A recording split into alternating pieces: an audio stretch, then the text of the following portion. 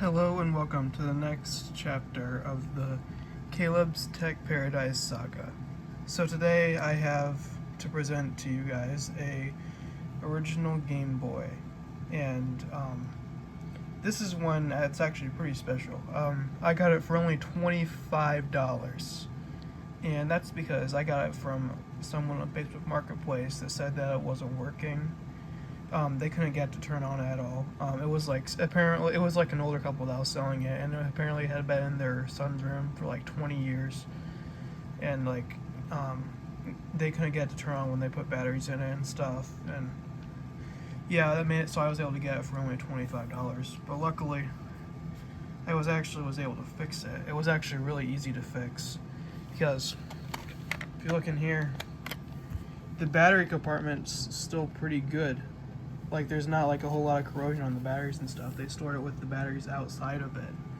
Like, they didn't have batteries in it when it was sat for 20 years. So that meant that the only things that needed to be touched up were just like the contacts on the inside, and after that it just turned on.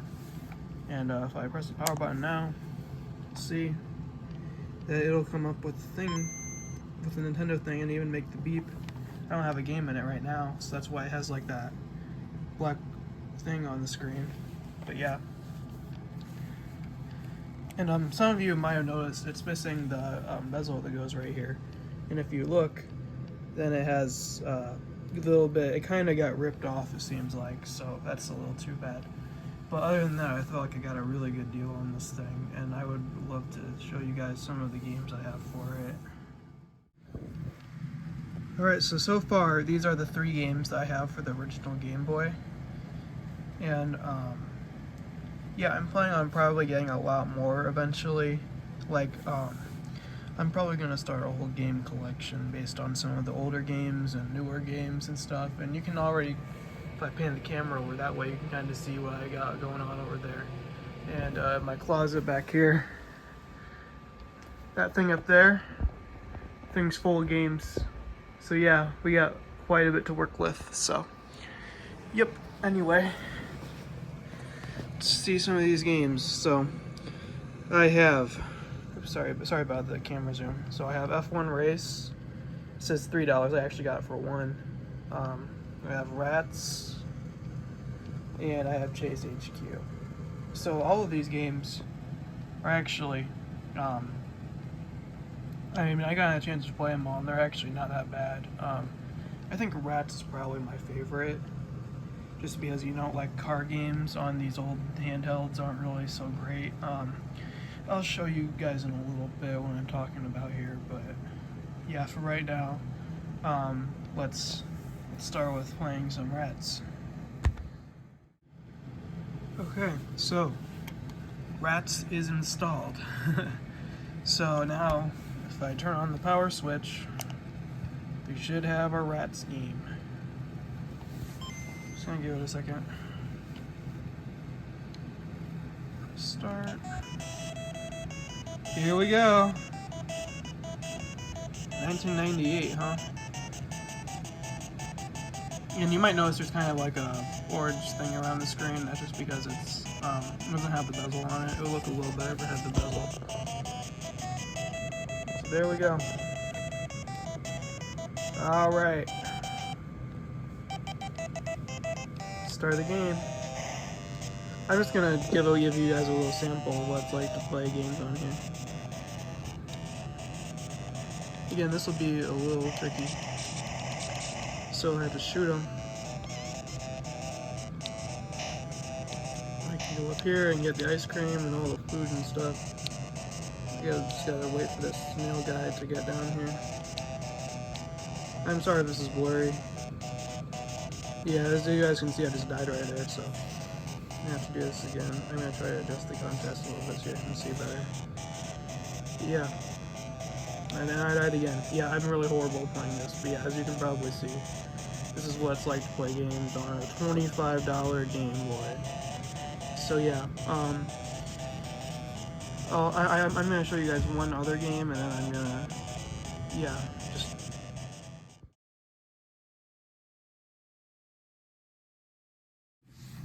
Alright, so now I'm going to show you guys F1 Race. I think this one's actually pretty interesting.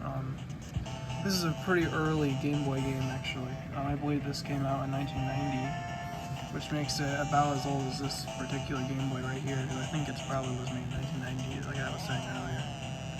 So, I'm just going to do a time trial for now.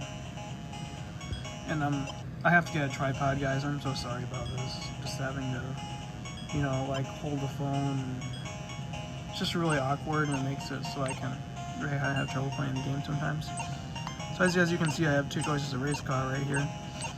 And you can see that it says jet, and that's because all of the cars in this game have a jet engine on them.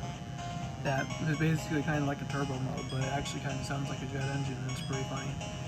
So I'm gonna do this one just because it's better with the jet, like it goes faster with the jet.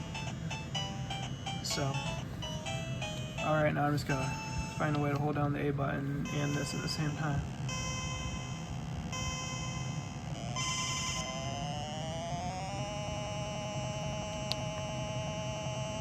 And yeah, it might be a little hard to see still, but I'm gonna do my best here. I'll just like take you guys through the game a little bit, show you guys around. It's not really the most interesting game, but you know, like for being like a portable game from... Yeah, that's a jet engine right there. Oh man, I crashed. But like I was saying, like being like a portable game from the early 90s, it's actually pretty good technology they got going on here. So, yeah, on the straight sections, then it's better to use the jet engine. You can't really do them with your, if you're just on the curve, when you're trying to turn, it usually doesn't work too well. So yeah, I just did a left, so I'm probably just gonna stop it right there. So yeah, that's what it's like.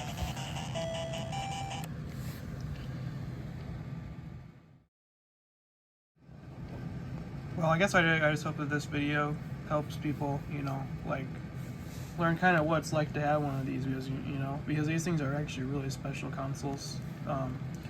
You know, and like to have one, you really have to appreciate older games, because you know a lot of the games on here are actually really simple. Like they're even simple than like the old Nintendo games that you know, like all the like Gen Xers play on their old TVs and stuff. You know, like it was kind of, you know, pretty crazy back then to be able to like, you know, just like take this thing with you that is almost as powerful as a Nintendo and be able to play games wherever you go. You know. And it's definitely not perfect, and that screen is kind of not so great, and then that's why they have screen mods for them. But yeah, this is actually a really great console, and I'm really happy I was able to get one for only $25. And if you only have the chance to get one for only $25, I think you should as well. So yeah, with that being said, thanks for joining me today, and hopefully you can like and subscribe and see some of the other content that I've been putting out lately.